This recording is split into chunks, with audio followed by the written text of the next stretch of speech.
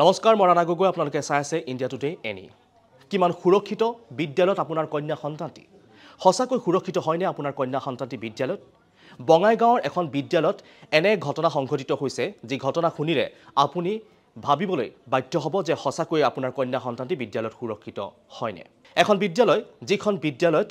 সংঘটিত হৈছে ছাত্ৰীক বলাৎকাৰৰ ঘটনা সম্প্ৰতি এই তিনি লম্পট এতিয়া জালত পৰিছে ঘটনাৰ সবিশেষ চাওঁ হওক আমাৰ এই প্ৰতিবেদনত বিদ্যালয়তে সুৰক্ষিত নহয় আপোনাৰ কন্যা সন্তান বঙাইগাঁৱত ছাত্ৰীক ফুচলাই নি বলাৎকাৰৰ অপচেষ্টা এজন যুৱক আৰু দুই কিশোৰৰ সমগ্ৰ দৃশ্যবন্দী মোবাইলৰ কেমেৰাত ঘটনাক লৈ চাঞ্চল্য বঙাইগাঁও চহৰত এইখন বঙাইগাঁও জিলাৰ আগহাৰীৰ বিদ্যালয় বিদ্যাপুৰ উচ্চতৰ মাধ্যমিক বিদ্যালয়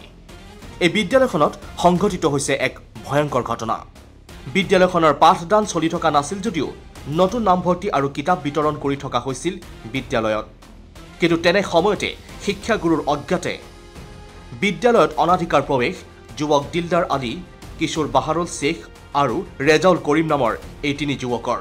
এই তিনিওজনে বিদ্যালয়ৰ দশম শ্ৰেণীৰ এগৰাকী ছাত্ৰীক কৌশলেৰে পাছফাললৈ নি যৌন আতিশয্য চলায় আৰু সমগ্ৰ কাণ্ড বন্দী কৰে মোবাইলত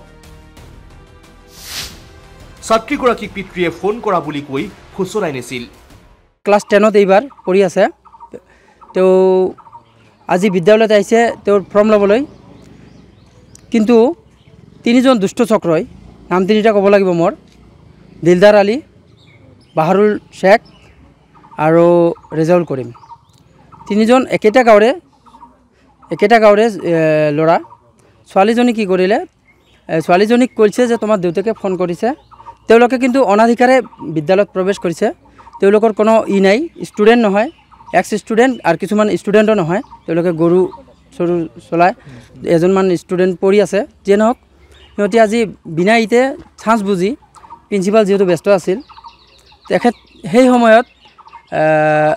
পিছফালে গৈছিল যেহেতু হাই ছেকেণ্ডেৰী আছিল হাই ছেকেণ্ডেৰীৰ ওপৰত গৈছে তাৰ তেওঁক কৈছে যে আপোনাৰ দেউতাকে আপোনাক ফোন মাৰিছে তোমাক ফোন মাৰিছে কিবা এটা প্ৰব্লেম হৈছে ফৰ্মটো লোৱাৰ কাৰণে কিবা ডকুমেণ্ট লাগে সেই বুলি তেওঁক পিছফালে মাতি লৈ গৈছিল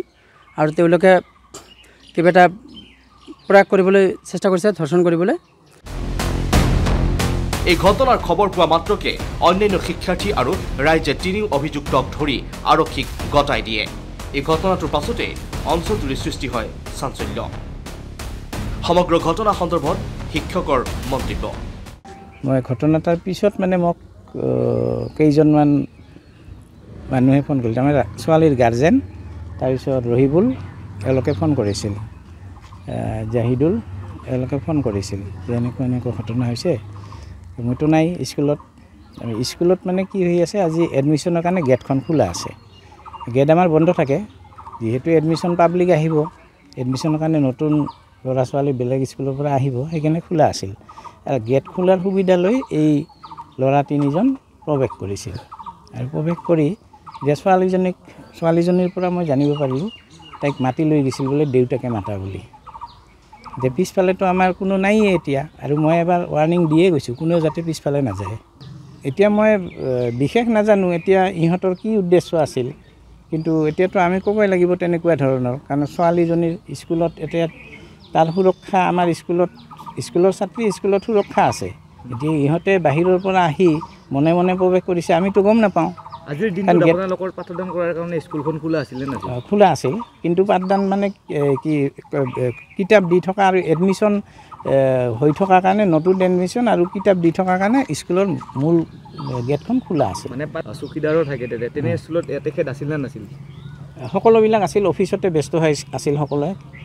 আজি আমাৰ আমি তিনিজন গৈছিলোঁ বঙাইগাঁৱত টিচাৰ আৰু এজন ছুটীত আছিল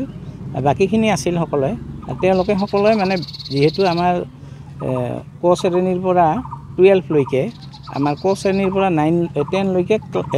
ক্লাছৰ এতিয়া এডমিশ্যন আৰু কিতাপ দি থকা গতিকে কিতাপ দি আছিল সকলোৱে ব্যস্ত হৈ আছিল গতিকে ইহঁতে যে সেইফালে কোনবেলা কেতিয়া গৈছে এইটো কোনে ক'ব নোৱাৰে তিনি অভিযুক্তক আৰক্ষীয়ে সম্প্ৰতি সোধা পোছা অব্যাহত ৰখাৰ লগতে জব্দ কৰিছে দৃশ্যবন্দী কৰা মোবাইলটো এই ঘটনাৰ পাছতেই চিন্তিত হৈ পৰিছে এতিয়া অভিভাৱকসকলো বঙাইগাঁৱৰ পৰা Kishore Das report India today any